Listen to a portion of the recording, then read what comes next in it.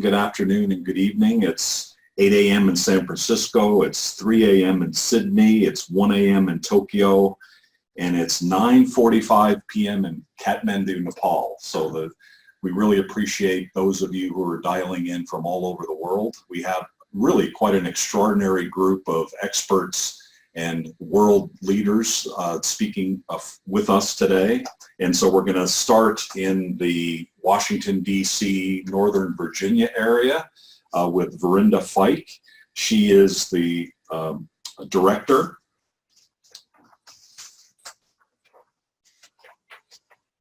She is the regional director for South and Southeast Asia for the U.S. Trade and Development Agency.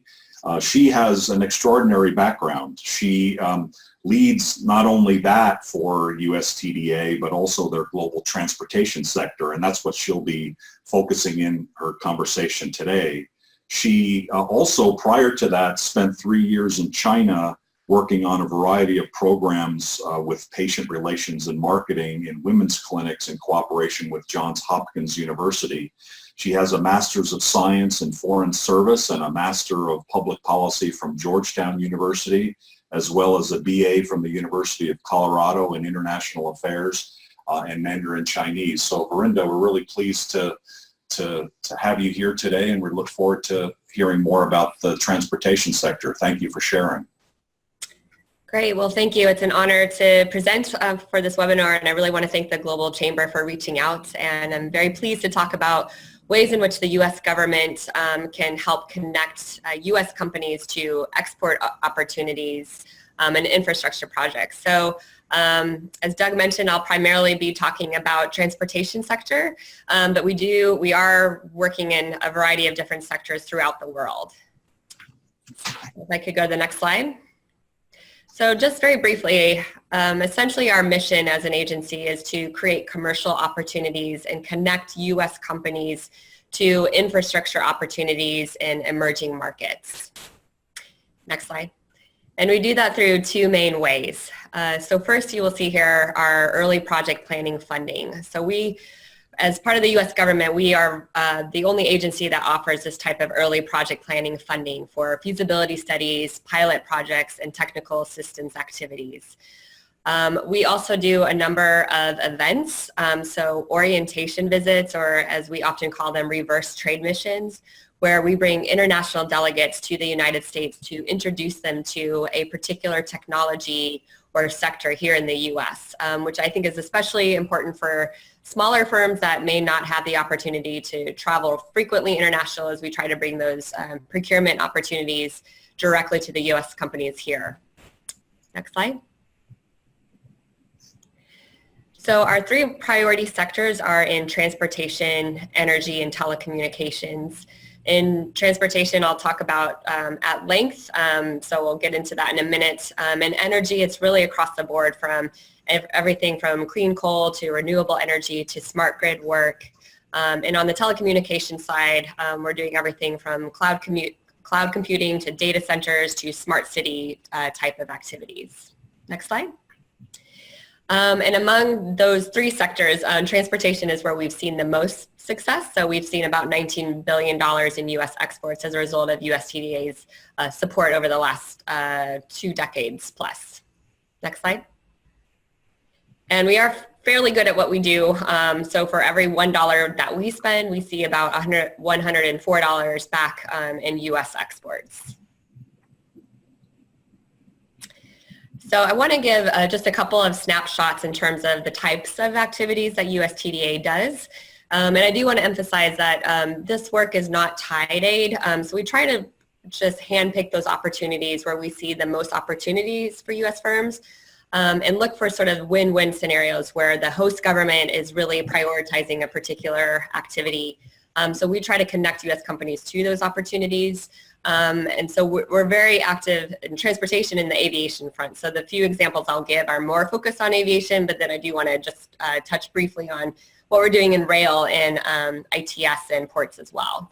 So this is a Vietnam Airlines core systems upgrade technical assistance that USTDA supported to help Vietnam Airlines meet some IATA requirements and to compete with other low-cost carriers. So this technical assistance helped them build a new passenger services system, an e-commerce platform, as well as an air passenger and cargo revenue accounting system. And as a result of that, Sabre was able to win a contract resulting in future and further business throughout Southeast Asia, including in Cambodia and some other markets where they had not previously been active.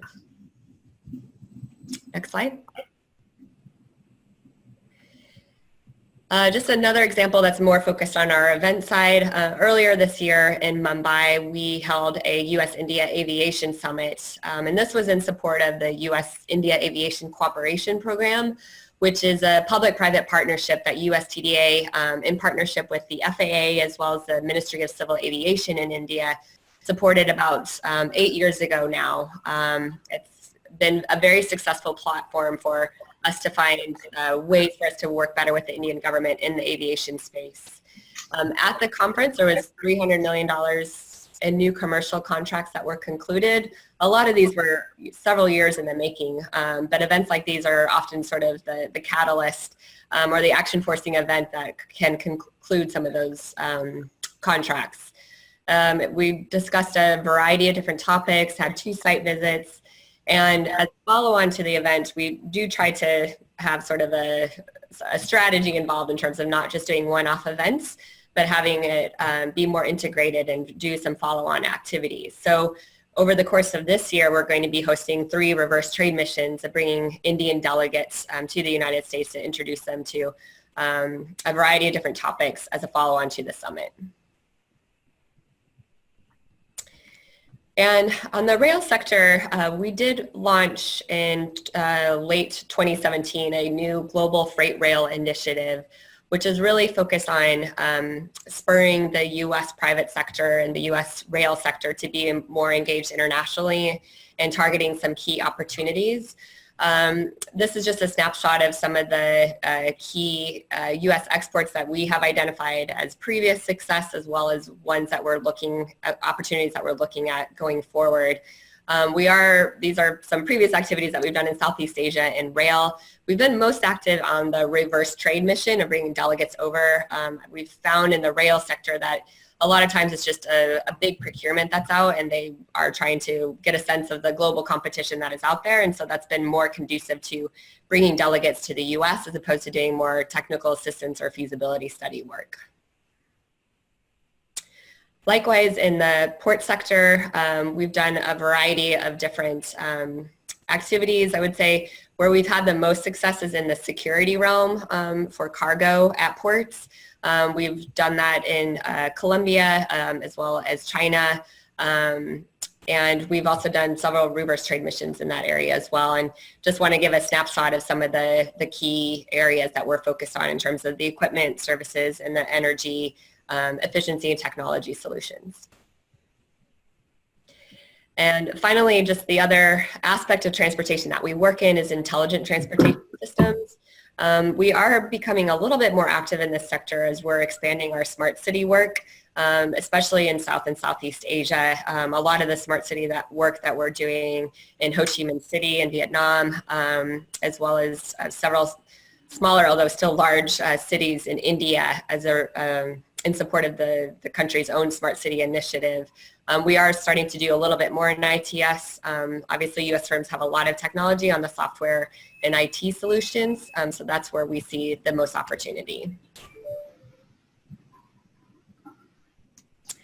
And just a few ideas to throw out for collaboration.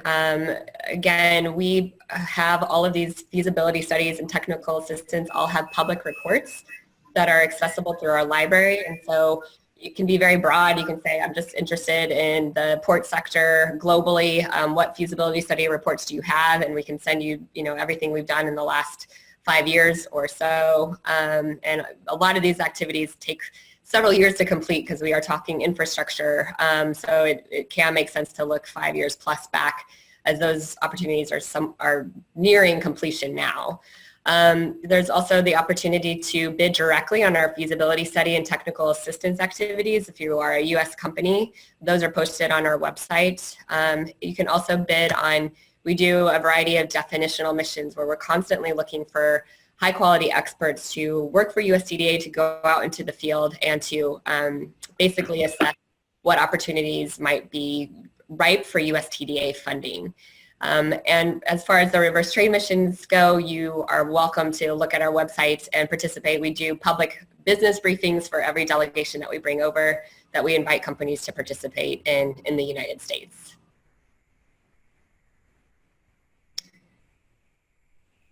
So that's all for me, just my contact info, and look forward to the Q&A session. And for those of you who are out there, your questions, please type them into the area down below. There we go. We lost you for a second. And so as those come in, we'll have about a 30-minute time period toward the end of this session to ask questions. So save your questions and put them into the box, and we'll process those. Our next speaker is actually right here with me at our headquarters in Scottsdale, Arizona, Kevin Seegmiller, and actually their office is right next to ours as well. So it makes it very convenient. His expertise is in sustainability, environmental planning, electric utility infrastructure siting and permitting, public involvement, and geographic information systems. He's the Director of Program Management at Delta Environmental Services. He has also, like Verinda, has quite a background in the educational area with degrees. He's earned a BS in Environmental Studies and Economics, Master's in Bioregional Planning, both from Utah State University, not the better university, University of Utah, but Utah State. And he's currently working to complete his PhD in Energy Policy at Arizona State University School of Sustainability. So Kevin, congratulations on your work. And today you're going to be talking about new opportunities in the energy sector. Absolutely. Well, happy to be here, everybody. Thanks, Doug, for the invitation. Again, we get a pleasure of hearing each other. We're kind of in a studio environment, so it's always great to work with Doug. I'm happy to be here. I'm going to talk about renewable energy infrastructure and some of our experiences here in the United States, but also internationally. And more importantly, I'd like to share some tools that we use to reduce siting conflicts with renewable energy infrastructure. And these tools are without borders. Although we look at a lot of jurisdictions and political borders, these tools can be applied throughout the United States. We've also used them in Hong Kong, in the Caribbean, and we've recently proposed to use them in Africa to site military facilities. And so outstanding tools. We've really seen them produce a lot of benefits when it comes to siting, permitting, and constructing this electric utility infrastructure. So let's go to the next slide. If we look at kind of some projections on where renewable energy is going, here in the United States, there are several states that are pushing that needle. New York has passed a portfolio standard that's requiring all utilities to generate 50% of their electricity from renewable energy resources by 2030. And California and Hawaii are doing the same thing. They're actually pushing 100% renewable by 2045, huge undertakings. If we look at Africa, their energy demand is expected to triple in a matter of 12 years or so. So there's a huge potential for renewable energy development in Africa.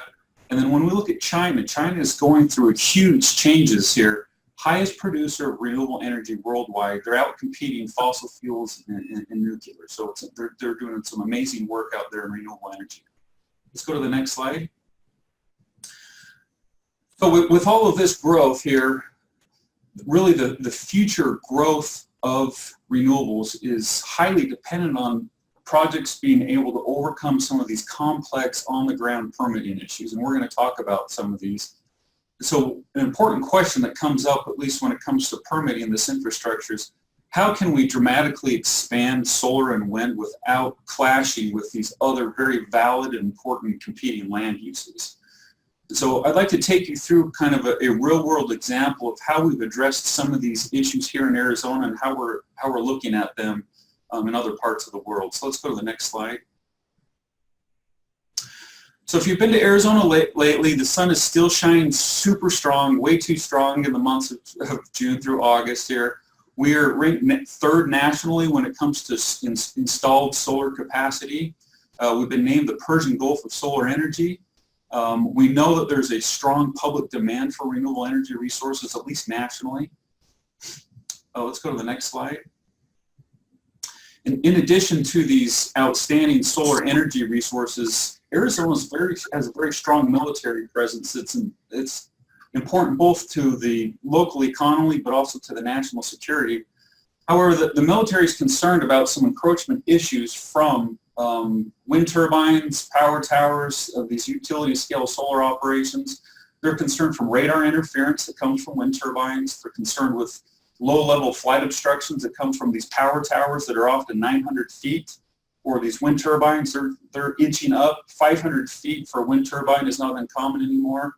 Electromagnetic interference from transmission lines, and then all of the reflection that comes from these utility scale solar projects. And so they have some very valid concerns. Let's go to the next slide. So again, one of the questions when we look at the future of our energy world is, how can we expand this infrastructure without damaging the environment? And if you're familiar with the Ivanpah project, it's a very large concentrated solar project in California, one of the first of its kind here. It's one of many renewable energy projects that's having significant negative impacts on the environment. For example, the project's estimated to kill anywhere between 2,800 and 35,000 birds annually. And so that's a lot of birds, and so they're trying to figure out, is that an acceptable amount of deaths and impact on the environment? They're also expected to spend $45 million to comply with federal and state mitigation obligations to manage the desert tortoise. So these are some of these natural conflicts that we're seeing not only here in the United States, but in other parts of the world. And so the question is, when we're pushing the needle here for renewable energy, where are we going to put this infrastructure and what are the impacts? And so let's go to the next slide, and we'll test it to see this, to see if this presentation works. For the past 2 years, we've been working, and again, I'm part of Arizona State University and School of Sustainability. We've been working on a Department of Defense initiative that looks at coordinating these siting efforts of renewable energy infrastructure between energy developers, utility groups, government entities, and any stakeholder that would be involved in this project. And so I'd like to demonstrate this web tool that we've created to help coordinate these efforts. And so that was our landing page. When you log in, you'll see on the left-hand side there's 6 general data layer categories. The first one really is base maps. We have some aerial imagery. We have some topography layers. Our second data category really focuses on renewable energy. So this is solar PV sources, concentrated solar power. These are big data sets, so they're covering the entire state. We've got the wind power classification for Arizona, and we have geothermal. Then our third data category really looks at jurisdictions and land use designations. So we have all the jurisdictions for the entire state.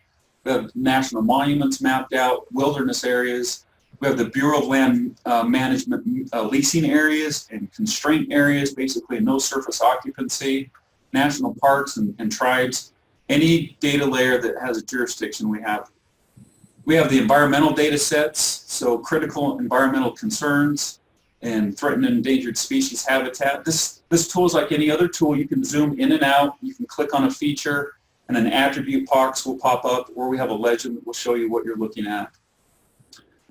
Military, so again, since this is a DoD funded project, we mapped out all the military areas of operation. So we have the military training routes, the installation areas, the special use airspace, noise contours around military bases, and then areas of operations for the National Guard. A lot of these layers are not accessible to the general public, but they're very important. No one likes to go to the court with the military.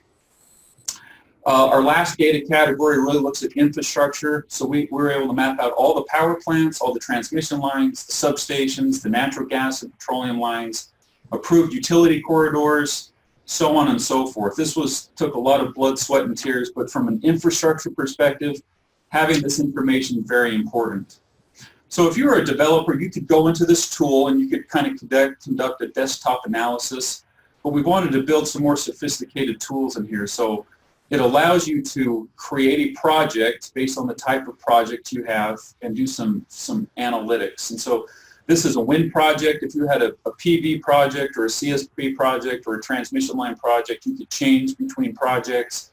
The height is important here, so we're going to say the wind turbines are 300 feet. Power in megawatts, we'll say, are 250 feet. And we'll just say number of turbines are 100 feet. And once you've entered that information, I've already identified an area that I'm interested in developing a wind project. Once you've done this, you have access to a series of reports. The first report is a contacts report. This report will generate contact information for every federal, state, or local entity, tribe, utility, NGO that would be involved in the siting or permitting of this infrastructure project. And this was a huge effort on our part. When we met with all of our stakeholders, they said the number one issue of concern when siting infrastructure is the lack of communication between the military, government entities, and other stakeholders. And so we have a contacts database of over 500 people here. At the bottom of the report is a screenshot of your area of interest, and then you can download this report as a CSV file or a PDF file and take it with you to one of your 1,000 meetings that are coming up. Military encroachment, we took a different approach on this. Instead of painting the map reds, yellows, and greens to indicate level of challenge when it comes to permitting, this report identifies intersection with military areas of operation. For example, that area interacts with a military training route. It's serviced by the Air Force, and that military training route has a minimum altitude of 100 feet off of the ground. And so basically we're going to say there's a high likelihood of conflict between existing military operations and the project that you're proposing. So before you start digging, please contact Colonel Sanders here and talk to him about your project. Our third report really looks at some of the backbone environmental permitting requirements, and so this is based off of land jurisdiction. So this project would need to comply with the Clean Water Act, the Clean Air Act, the National Environmental Policy Act, Section 106 of Cultural Resources. It also provides information about how to obtain a right-of-way on Bureau of Indian Affairs lands or different jurisdictions. So I've gone over my time here. That is just one of the tools that we've created. But again, we've really found that these tools are very helpful when it comes to siting and permitting. It saves a lot of time, it saves a lot of money, and hopefully it's helping all the stakeholders just make better decisions when it comes to these types of projects. And so if you're interested in learning more about these projects or these tools, please feel to reach out to me, and we'll see if we can implement these tools on some of your projects. Thank you, Kevin, and thank you for the questions coming in. Keep those coming. And of course, if you need to contact any of our speakers, we're happy to help. Our next speaker is Chris Price. He's the president of the Indiana Construction Roundtable. He is very involved with construction in that region and beyond. He is going to be focusing today on labor opportunities and sustainable construction. So we're going to continue the sustainability thread between Kevin and Chris. Chris, thank you for participating today, and we look forward to hearing more. Thank you for the opportunity. So today I'm going to talk a little bit about the construction industry, labor shortages, and sustainable building, which might seem like kind of an odd pairing of things, but I do think that they're interrelated. And to start with, if you think about, so one of the top challenges that the construction industry and many industries are facing right now are where are we going to find the workers to fill the jobs. And so in the United States, we're anticipating that the need for construction laborers in the next decade is going to increase by 1 million people. Much of the reason for this is we've got failing infrastructure, we've got highways, bridges, things like that in the next decade there's going to be some pretty significant infrastructure spending happening, as well as we don't have the backfill of young people filling the baby boomers who are leaving our construction workforce. So there's really not a meeting that goes by that I'm in, an industry meeting that goes by, that's really not front and center and kind of top of the agenda. So we're all scrambling on how are we going to fill this labor market. But with that, I think we have an opportunity to innovate. And so if you think about the construction industry, and if we're really real about it, the last significant innovation that we've had was the combustible engine, which was quite a while ago, and the world's changed since then. Now with the Internet of Things, now with GPS, robotics, automation, we are largely building things the way that we did, that our parents and our grandparents did. And so the opportunity to innovate and change is there, and we're seeing it slowly. Elon Musk, for example, whether you like him or you don't like him, he's an innovator. He was building the Hyperloop, and not a construction guy, but he created a tunneling process that was 10 times faster than any way that we'd ever done tunneling before. If someone like Elon Musk can come into our industry and just take a swat at it like that, I think the opportunity for our industry to innovate and move forward is certainly there. And so kind of the way that I see this and a lot of the conversations that are happening is I think we have a perfect storm. We're faced with worker shortages. We have an industry that's lagging behind as far as technology and innovation goes. And then we have climate change that's front and center as well, and concerns with environmental and sustainable building. So I think the opportunity is to kind of partner with academia, partner with higher education for industry to work together with some of these innovators to change the way that we're building in the construction market. So by bringing on more stronger partnerships, embracing technology and embracing advancements such as that, I think that's what's going to lead to sustainable building practices. So there's some things such as modularization of construction, prefabrication, things that we just don't know about that could happen that could really reduce our carbon footprints, but could also produce facilities that are performing at a much higher performance than what they are currently. So I think, as our industry looks forward, I think we're facing a significant amount of advancement. Automation, we need to embrace, and then we also need to look globally for solutions that can help us locally. And I think the United States is behind many other parts in the world, especially China, when it comes to that. And if we can learn from what our other counterparts around the world are doing, that's kind of the space that we need to be at right now. So that's a little bit about my perspective. Very good. Thank you, Chris. Really appreciate that. We're now going to switch over to Djibouti and in Africa. So Kirk Galster, he's the global advisor at Global Chamber Djibouti. He is a graduate of the Master of Science of International Affairs and Global Enterprise from the University of Utah, Ndiaye, and he's involved with a variety of different projects in Africa. And we've got a visitor there with you, and we really appreciate you taking the time at a little bit of a challenging time because your wife's being in the hospital. It looks like you're doing some daddy service this morning. So we're happy to have, who do we have with you there? No problem. This is Kezia. She's my daughter. My wife has dengue fever and is in the hospital, so I'm kind of pulling double duty tonight. Thank you for taking the time. Really appreciate it. And so you're going to be chatting with us about some of the opportunities there. So thank you.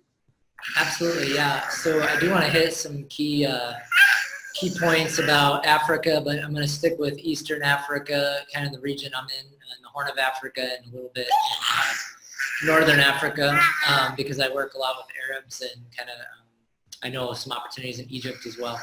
So I think when I think about infrastructure in Africa, there's sort of this, you can't really ignore the fact that China is moving in pretty hard and with a lot of capital. And so, there's two ways to look at that. We can look at that as an opportunity, or we can look at it as a threat. And I think it, from an American perspective, and I think it's both really. I think that American companies are tending to fall behind a little bit with investment in Africa, or at least in Djibouti. But as other countries are investing in infrastructures, improving, railroads are being built, electricity is getting better.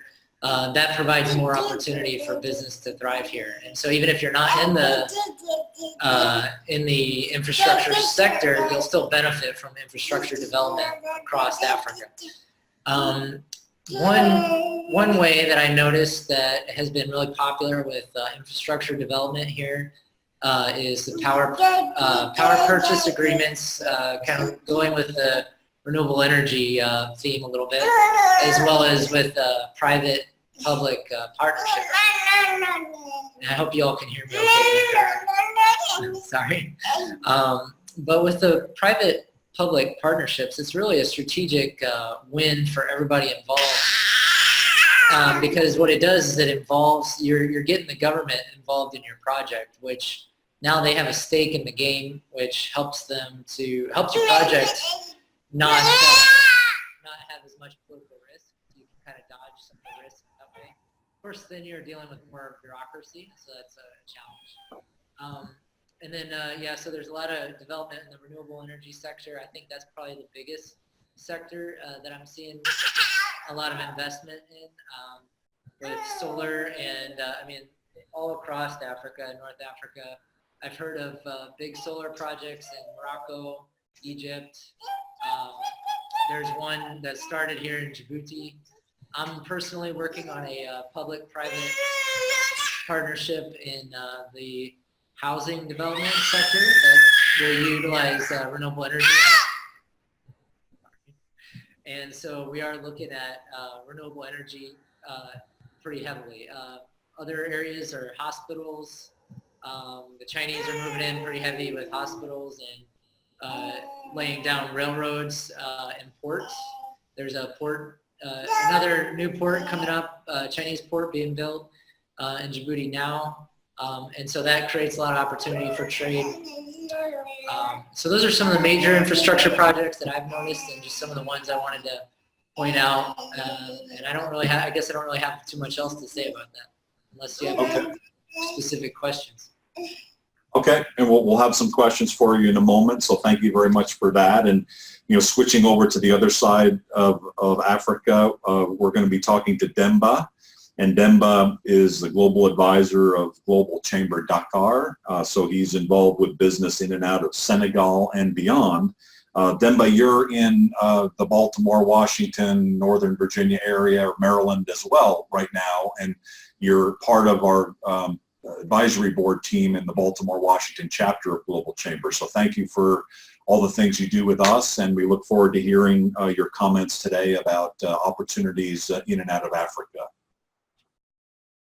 All right, thank you very much, and it's my pleasure being part of the gathering. Are you hearing me, guys? Yes, we are. Thank you. All right. So yeah, I thank you very much, and I'm going to just chime in just right where Kirk left on, which is about Africa. And there's a lot of, my point is that there's a lot of information actually that people, when it comes to Africa, they rely on. Much of this information actually is outdated in a sense that it, all it does is that it reinforces this sense of unstable markets and low growth potentials. And to date, there's too many initiatives coming on the market from this, in the sense of securing investors and business entrepreneurs like many of your companies here. And the question would be, based on today's world trend in keeping pace with economic growth right now in the whole world, there is a need for $3.3 trillion to be invested every year through 2030. Now, through 2030, there's a lot of infrastructure investment needs in Africa as well, which actually capped up to $42 billion by the African Development Bank, which is one of the major institutions in Africa. Doing great things, but unfortunately, the private sector from the US based company environment, there's not such a connection with those opportunities in Africa. And today, it will be very interesting to hear about what your company is planning to do in that market share in Africa. Now we have most of your peers when it comes to investment risks I'm working here in the insurance and financial service area as well. And I understand all about the risk mitigation, risk avoidance and everything like that.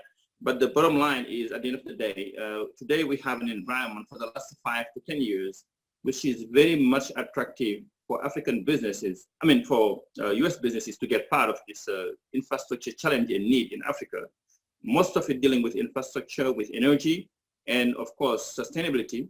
And my question would be then how you guys plan to chime in trying to get work done in the area of the private partnership, private-public partnership. And as just said Kirk, there's a lot of need in the area of power purchase agreement.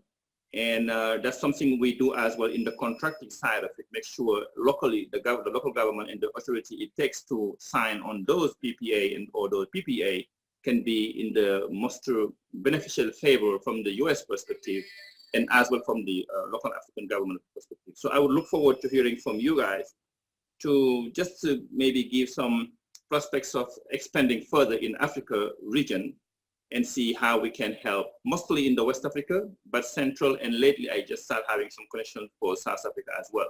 So I will just stop there for now, expecting maybe to get your feedback on any of those areas we can help as well. Thank you very much.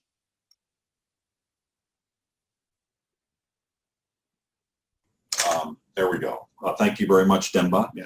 So now we're in the question and answer phase, and so we have a number of questions that have come in, and so I'd like to start with our first speaker, Verinda, questioning about the reverse trade missions. So could you tell us a little bit more about how the USTDA finds those and selects those, and is business guaranteed that it'll go to an American? Can other companies participate? Could you tell a little bit more about kind of that whole process start to finish? Sure. So there's no really scientific recipe for how we develop the reverse trade missions. They come from oftentimes the overseas project sponsors where they alert us to an upcoming procurement in a particular sector. And it can also come to us from U.S. companies. We get a lot of our ideas also from the U.S. embassies overseas to put these reverse trade missions together. So they are open to U.S. content. So that's to say that they are primarily geared towards U.S. companies. However, if there are international companies manufacturing here in the U.S., then they are welcome to participate in those activities as well. So we are very open when it comes to the creation of these reverse trade missions. We're primarily looking at near-term upcoming procurements in a particular infrastructure sector.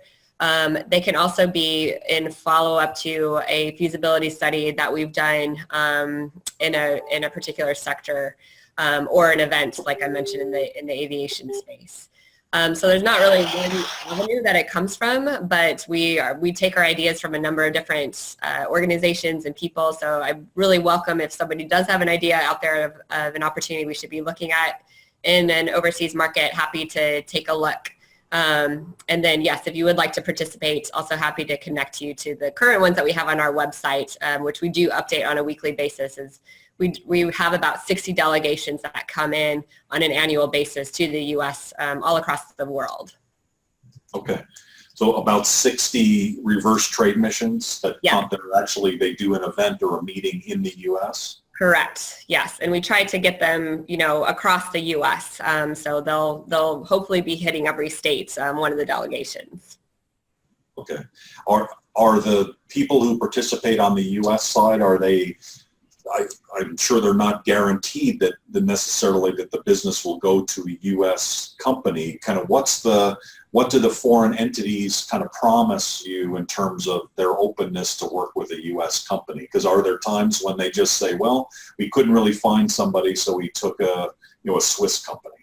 Right. I mean, that does happen. I mean, where we are not, again, we don't offer tied assistance, so there's no guarantees, and we understand that, but we try to at least look at opportunities where we know that there's interest of working with the U.S. company, and we know that U.S. companies are interested and see potential. So we're really coming at this and trying to level the playing field. Other other countries do this as well, the Europeans and the Chinese. And so this is another tool that the U.S. government has to try to level the playing field and to make sure before any major procurements are made that they understand what the U.S. has to offer. Gotcha. So this is a question that maybe you can start, and we'd like to hear the answers from others who are touching this. The Belt and Road Initiative, I presume that, maybe some of the reverse trade missions might involve kind of the macro project. Is that true? And then, from a standpoint of all the speakers, are you seeing things that are being labeled Belt and Road in terms of some of the projects that you're involved with, and what are the opportunities for non-Chinese companies to participate in those projects? Sure. We haven't really targeted any of our reverse trade missions on a particular BRI project. Again, I think we're looking for the opportunities where there's the most opportunity, or the most opportunity for U.S. exports and U.S. content and U.S. jobs that would be associated with it. So that may or may not be a BRI specific project, as that often is tied to Chinese technologies and goods and services. So we're not targeting those projects. It's not to say that we wouldn't if there would be opportunities for U.S. companies. I see. What about the rest of you? Probably Demba, you and Kirk have seen some of those things in Africa. What do you see out there? I would, if I could, just real quick, I would say with the Chinese, I don't know if it's exactly the BRI initiative, but they're doing a lot with developing a railroad between the port here and Ethiopia. They're building another port, so that'll be the third deep sea port here in Djibouti that's being built. Ethiopia is landlocked and it's a large population, so Djibouti has become a very strategic location for trade into that part of sub-Saharan Africa. And so because of the positioning on the Red Sea and it being a crossroads in the Gulf of Aden, we're just seeing a lot of money coming in. The Chinese are building a lot of infrastructure, a lot of buildings. They're rebuilding the free trade zone here. And I don't know if all that is, I'm imagining it's mostly in the general idea of the BRI, but I don't know if it's actually labeled as such. Okay. Do companies from other countries outside of China have any chance for any of those projects? That's a great question. I'd have to maybe ask around to get an answer for that, because I just haven't been really in contact with a lot of the Chinese projects. But my imagination is that it would be difficult because what I'm noticing is that the Chinese even bring in their own labor a lot of times. So they're not even hiring like local labor. They're bringing in their own construction companies and doing everything themselves here. At least that's what it appears from the outside, not really knowing much, just seeing by visual observation. So I think it would be difficult, but I can ask around and see if I can find an answer to that. Okay, very good. Demba, do you see impact of that in West Africa?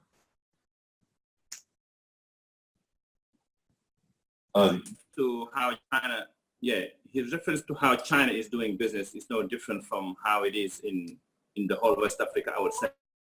Just to mention that in West Africa as well, we have the Chinese, which is now gaining ground, but we have as well the French, because remember, Senegal is tied to France from history, from colonial days, So at this point, there are many plans in Africa which is about infrastructure development, and France usually mostly get all those contracts. U.S. businesses. I remember there was a forum here in Washington D.C. in 2009 that led us to going to Kansas as well. It was within the AGOA, and it was a lot discussed about how U.S. businesses are not taking advantage of the expanding markets in Africa. So I think that's something that needs to be addressed in a sense that we need to see more aggressive approach from U.S. businesses trying to get really to pitch in this market, because chime in this market, because the opportunity is huge. But the way U.S. businesses are used to doing business when it comes to Africa, there must be some ways of trying to get to the fabric already there for centuries, I would say. But China again is gaining ground and momentum. Whereas I know, based on U.S. expertise and standard compliance processes, we would prefer more working with U.S. companies than any other company. But out of not having the choice, usually African governments will just rely on the private sector, on what they have available right on their shore, which is most likely the ancient colonies, colonial power, or China right now. Okay, very good. Yes, several of you talked about sustainability and some of the things that are going on out there, with climate change, with really the world headed toward finding more and more solutions. No matter what the politicians say, it's moving forward. So what are some of the real opportunities, and what are some of the changes you expect to see over the next 10 years in these areas? And then particularly, what opportunities are opening up more and more for in construction, in transportation, in energy, and how will that look in 10 years from now? Anyone want to try that one? Because you're in a state that is relatively conservative. There's a lot of pressure on sustainability by not just politicians, but also existing energy structure, right? So they have coal plants in Arizona and they don't want to change it. There's a nuclear plant here and they don't want to change it. And so there's pressure, but things are going to change. I think one of the issues that we're seeing is that we've been working on this grid system for 100 years, and it's worked relatively well.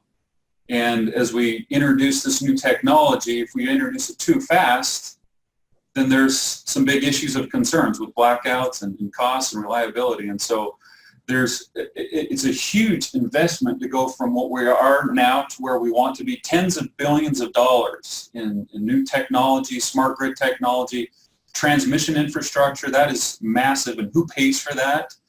And so as we see this new area of energy come up, there's significant conflicts and obstacles that still need to be worked out. And so I think it's coming. It's just, if we look at what China has done, they have invested the money to make big changes over there, and that is going to be required of other countries to do.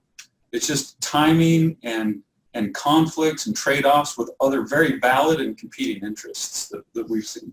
And part of it is that there's existing infrastructure in the U.S., where in Africa, a lot of times these installations are putting things new. There's nothing there to replace, so it's easier, if you will. Yeah, they can skip a whole generation. You demonstrated that very well, right? So you want to try to do a project in the state of Arizona, and here's all the different agencies you're going to have to talk to, and that's not simple. I'm guessing it's a lot simpler in Africa to do that, or in Indiana. Chris, you're based in the U.S. There's a lot of momentum toward what's already in the ground, if you will. How do you see sustainability in the areas that you work? I think it's still difficult to navigate. So in Indiana, we have a wind farm that's north of Indianapolis. It's about an hour north of Indianapolis. I wouldn't want to tell you how many megawatts, but it's several miles to drive through this wind farm. The regulatory climate is such that in Indiana they produce the power there and then they sell it to Illinois. So there's still a resistance from the electrical service providers, I think, from the regulatory commissions, things like that. I think some of the challenge to moving sustainability and sustainable energy forward is some of these regulatory challenges, I think. Yeah, that makes sense. Well, I think what it says is, a lot of these opportunities in the next 10 years may be somewhere else, right?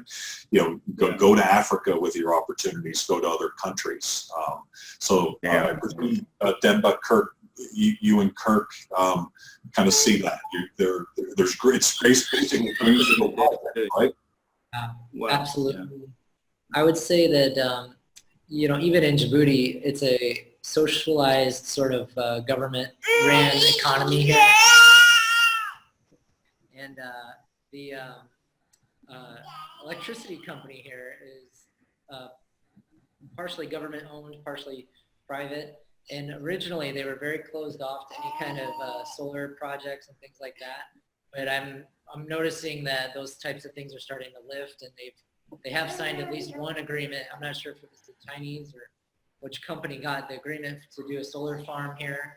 And we are currently working on a public-private partnership for a housing development that would have a microgrid to sell energy back to the grid. So that, I think there's going to be a lot of opportunities, especially in the Middle East, North Africa, where there's a lot of sun and there's a lot of development happening.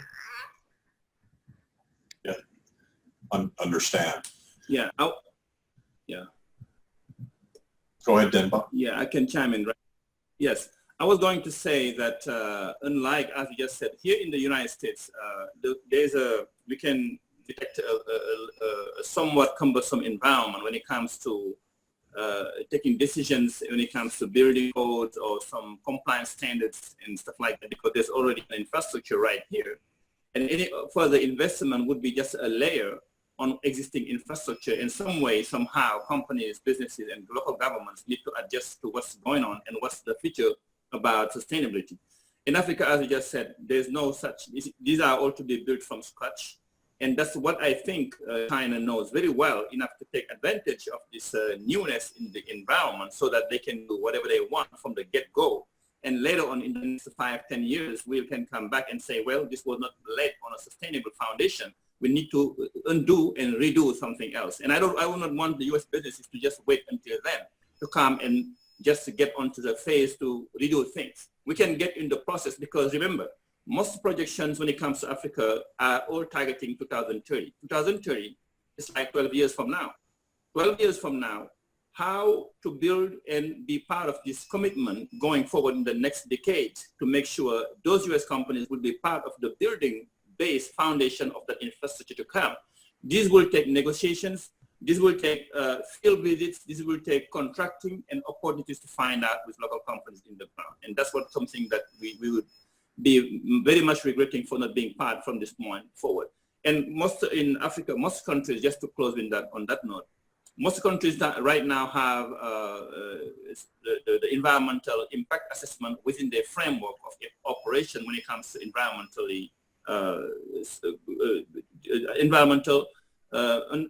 management or building codes. They would have you to definitely proceed from an environmental impact assessment. And that's something that here in the US, as far as I know, in the compliance industry, in the environmental code, that's something that they do very well. And I do believe that once we get into those areas of sustainability and trying to get things in the right order, I think US can do very well more than any other company.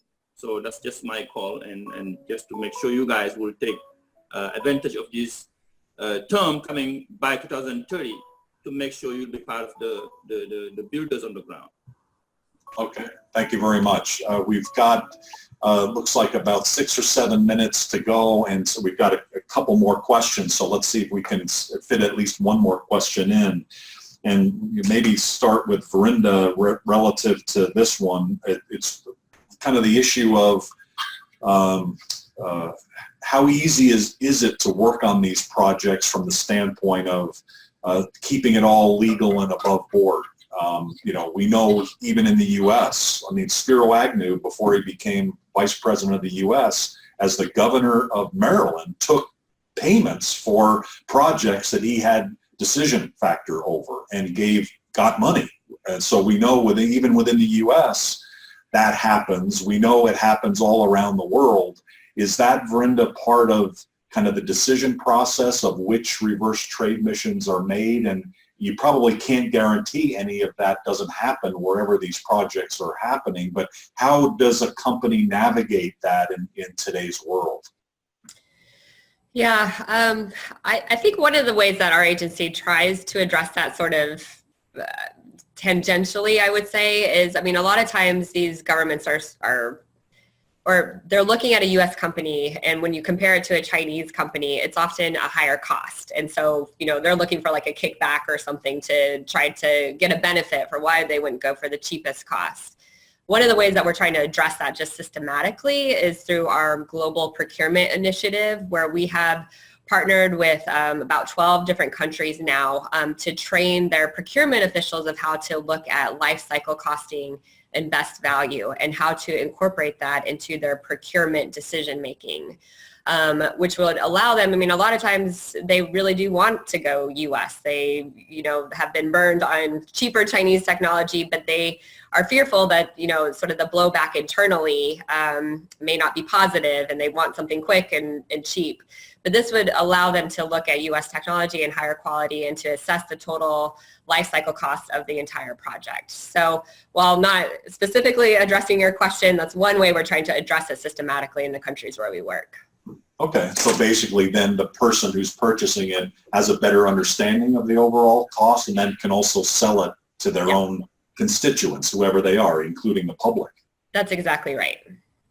Gotcha. Great.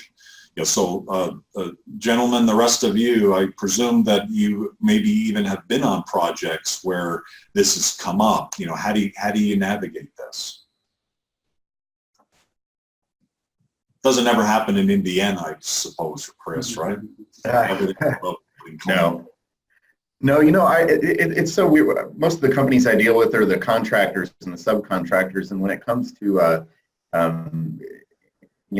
international trade, I think most of the companies are just thinking, are kind of overwhelmed with the projects they have right here locally. So I don't get to have a lot of those conversations about international trade with the construction community. It's just not as common.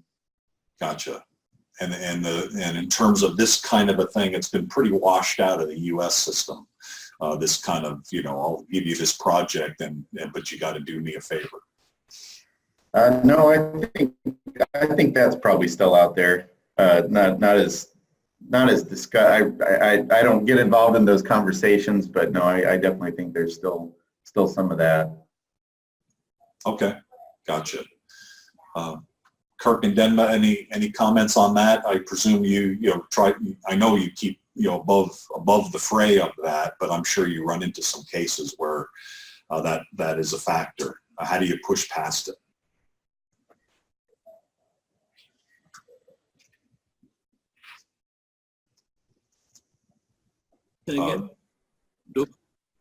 Yep. So how do you push past kind of the bribery, corruption thing? Do you walk away from it, or are there ways to navigate it? There are ways to navigate, because I think it all, again, that's one of those areas where most ideas are really have been there for the last 20 years. People think about it so much. That's true that corruption, bribery is all over the place, but I think it all stems from the get-go. There is an underlying narrative and approach that I think when you come up to those government officials and locals and talk to them about the sustainability of what you're trying to do and not an overnight deal, they can understand that you're on here for the long haul. And they will push, they will try, but if you stick with, based on US regulations on all those the circumstances, these are something that they can understand very well, because they all follow the news and they know here in the US we don't play with those kind of bribery and situations. There are ways that contracts need to be done. There are ways that the whole procurement process has to be conducted. And that's something that when they informed on how we do business here, that's something that they can get along with. And to this day, China's investment and other companies in Africa has yielded information as far as the short-term, or I would say short-sightedness of most of their plans. When it comes to U.S. interests or U.S.-based approach, they can understand that we do things very different, and we deal with standards, we deal with compliance, we deal with deliverables, we deal with monitoring and evaluation.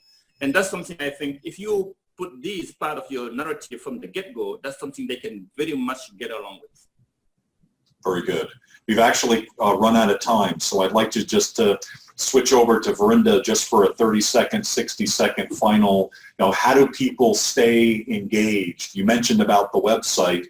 You guys have so many different programs. You mentioned 60 reverse trade missions roughly a year, and I know I look at all of that. We're a partner with USTDA, and we really appreciate that. It's a little bit hard. It's somewhat overwhelming. So what would your recommendation be for a company to stay involved, to stay up to date. Yeah, I would definitely highly recommend to sign up for our newsletter. We don't send it out very often. We send it out on a bi-weekly basis, but that has all of our upcoming events that we know of, and that's probably the best way to stay in touch. Thank you very much. Congratulations on all the good work, Verinda, that you're doing, and all of our speakers. We really appreciate your time, and your special visitor, Kirk. We really appreciate you taking the time given the circumstances. So we're going to sign off right now. Thank you, everybody, and thank you all who have watched. What we do is we'll put this together in a blog post, and we'll have information from all the speakers and contact information. So if in the meantime you'd like some information, just send an email to info@globalchamber.org, and we'll be happy to send that over. Our next event is next week on the 6th in the Western Hemisphere, and on the 7th in Asia. And that is about the changing workforce in Asia. And it's primarily focusing on Japan, and particularly thinking about diversity and gender balance in Japan and the rest of Asia, and how that's evolving and what the opportunities are. We have director from JETRO, the Japan External Trade Organization, calling in from Japan, zooming in, and we have a really fascinating director at Toyota Motor Company, who happens also to be a woman. These are two women talking about kind of where things stand and where things are headed. So thank you, everybody. Thanks for tapping in. Thank you all. Thank you. Have a good day. Have a great day. Take care.